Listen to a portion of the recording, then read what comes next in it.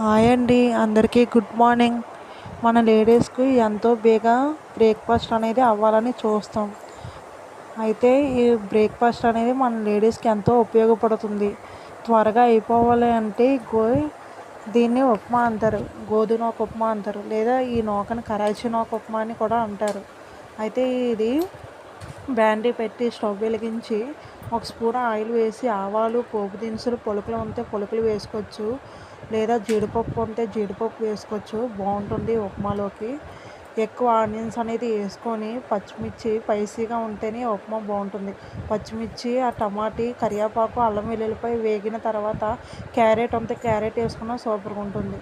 Salt వేసి ఇది వేగిన తర్వాత ఈ ఉప్మాకు అనేది వాటర్ అనేది ఎక్కువ పడుతుంది. వాటర్ వేసి వాటర్ మరిగిన తర్వాత ఈ నూక అనేది వేసుకొని బాగా కలబెట్టాలి, లేకపోతే ఉండలు కట్టేస్తుంది. మన లేడీస్కి ఎంతో బేగా సింపుల్గా బ్రేక్ఫాస్ట్ అవ్వాలంటే ఉప్మా అనేది చాలా ఈజీగా ఉపయోగపడుతుంది. ఈ వీడియో నచ్చితే లైక్ చేయండి, షేర్ చేయండి, కామెంట్ చేయండి.